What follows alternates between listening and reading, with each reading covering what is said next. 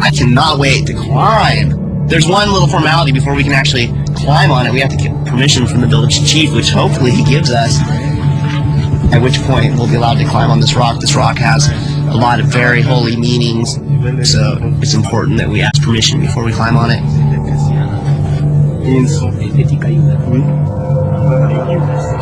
Thank you. Thank you. All right, well, that's Kevin. Oh, yeah.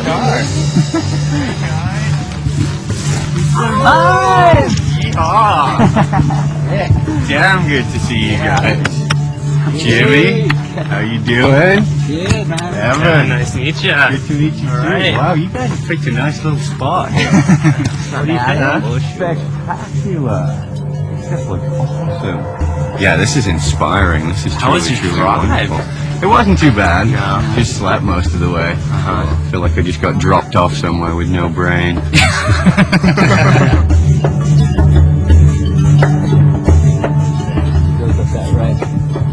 Welcome, dude. Yeah. Thank you. I'm psyched you made it. We were wondering if Yeah, it it's was good going to to be actually here.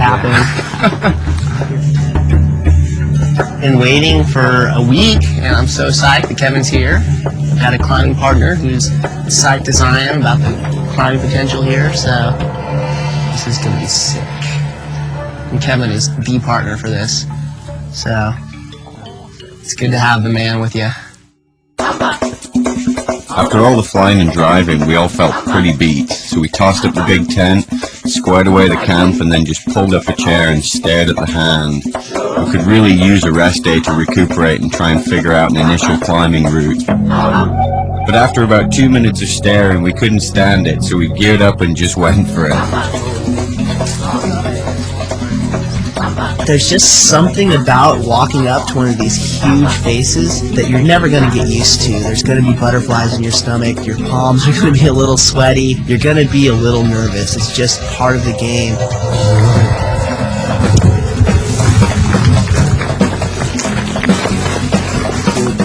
This formation is especially strange just because of the region we're in. The scale here it really disguises itself. We're looking at this tower that's about 2,500 feet high, and there's nothing to relate the scale to. It could be 20 feet, it could be 40 feet. It really is unusual, and it's a wonderful feeling too. I can't wait to get on it. Here we are. Yeah.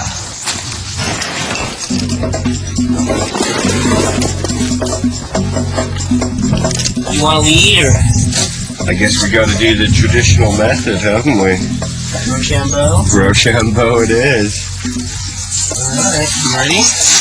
I'm ready. Best of one, best of three. What do you want? Best of one. Exactly. Ready? 1, 2, 3. 1, 2, 3. Go! Yes! Yeah.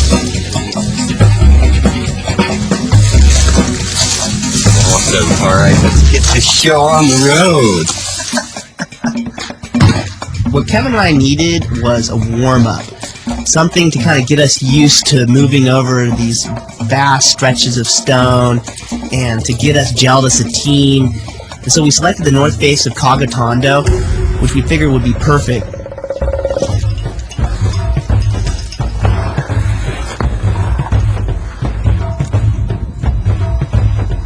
We started heading up the route, and it was pretty much what we expected. Moderate but steep climbing. Felt like we were moving fast and moving solidly as a team, getting used to the style of climbing on the Hand of Fatima. Really good.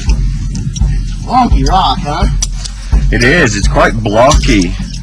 And Some of it seems like it might not break, but you could pull quite a sizable chunk.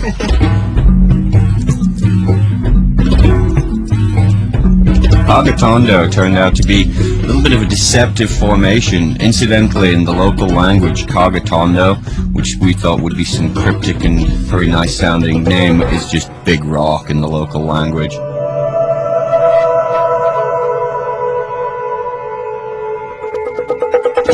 It was quite deceptive in the fact that the last 1,000 feet looked exactly the same as the rest of the route, but they started to offer a few more challenges in the climbing. The rock was a little bit smoother, a little bit more compact, and those tiny little roofs that we saw from the ground weren't so tiny when we got up underneath them.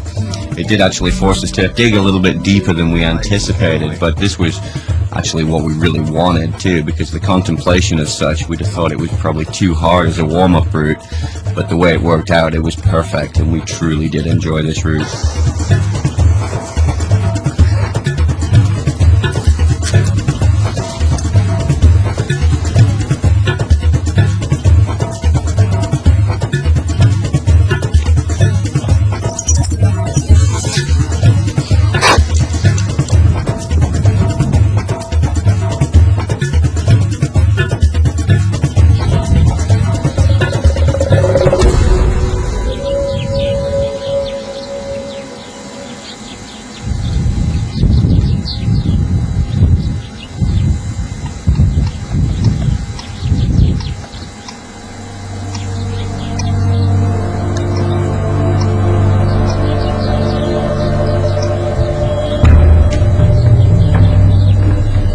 Our so-called warm-up climb turned out to be pretty burly, and the next day we were wasted.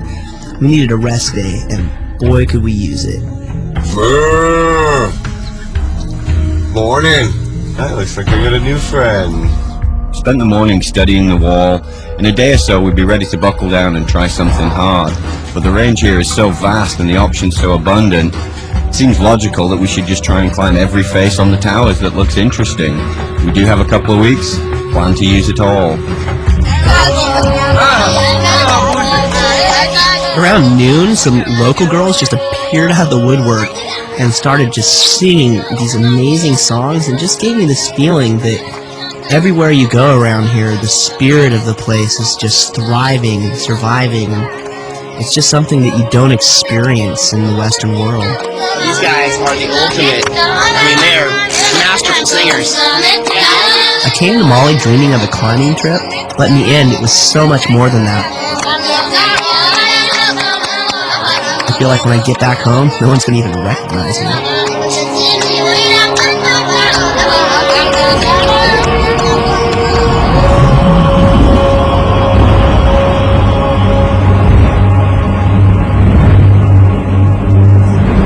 Late that afternoon, the dreaded harmattan winds kicked in and kept building. Within a half an hour, we couldn't even see the hand.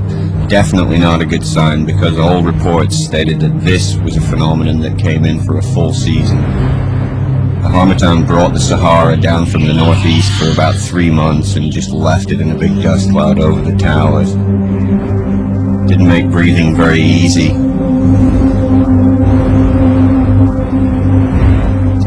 Well, the winds have picked up and blown a lot of dust and whatever else is on the ground, putting a lot of feces into the air. So, it's kind of drying us out, and it's a bit of a bummer. This is the start of the harmattan winds. It's a most unfortunate circumstance. It looked like we were going to get shut down before we'd even really got started. As we went to sleep that night and crashed out, the winds were still picking up.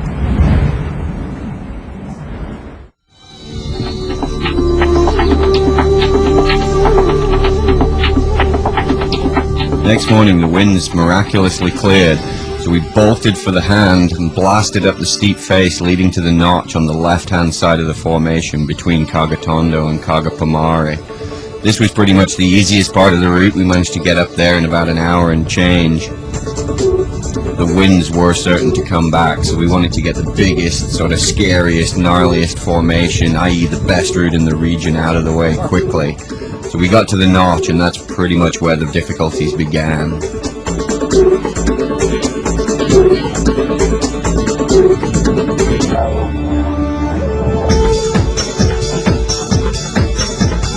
Looking up at Kevin and seeing how difficult the climbing was, I was definitely a little nervous, but I was also excited to get up there and experience it. This is what we came for, truly challenging climbing in a truly extreme environment.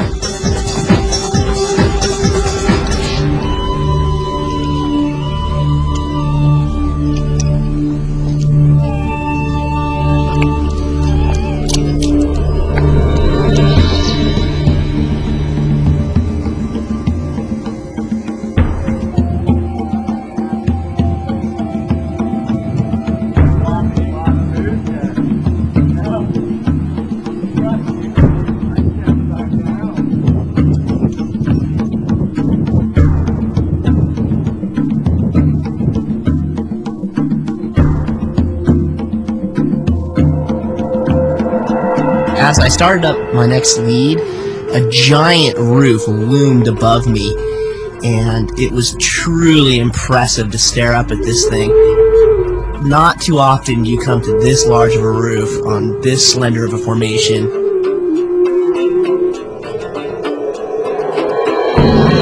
I was definitely feeling pretty exhilarated and excited, especially as I started to clip my way out the roof. It was that feeling that I'm totally addicted to, of adrenaline and exhilaration just coursing through my body. This is why I do it.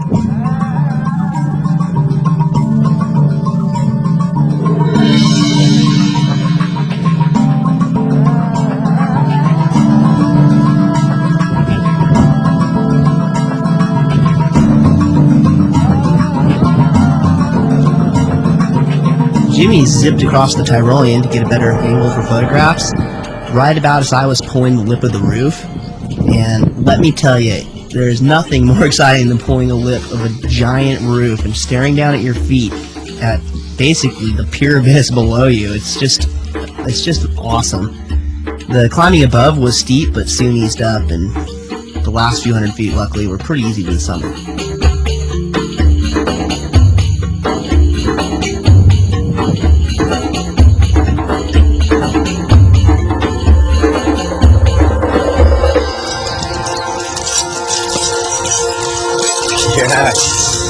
Nice. Hey.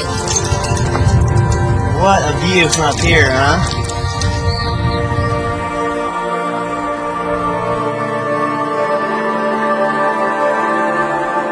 I feel like I've been lucky to see some very special places and enjoy some very special summits through my climbing career. Shark Mountains in the Indian Himalaya. Similar kind of peaks down in Argentine Patagonia. It's always a different view and it's a different feeling from each summit.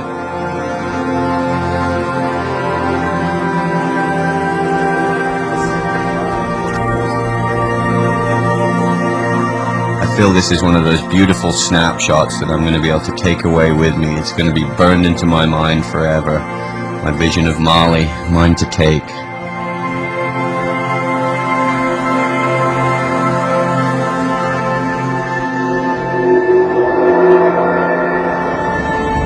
Late that night, the Harmattan winds started ripping through the area, just shaking my tent like crazy.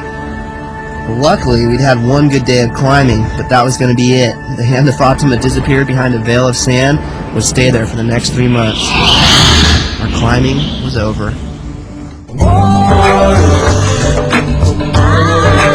Even though the trip is rolling to a close, I have a feeling that this is the sort of trip that really never ends. When times are maybe a little dark or a little sad, you can draw on this to give you power and bring you energy. And I think that's why I do trips like this, to give me perspective on the rest of my life. This is the sort of trip that lives on forever in your heart and in your soul. Someday, I'll be too old to climb, but I'll always have balling.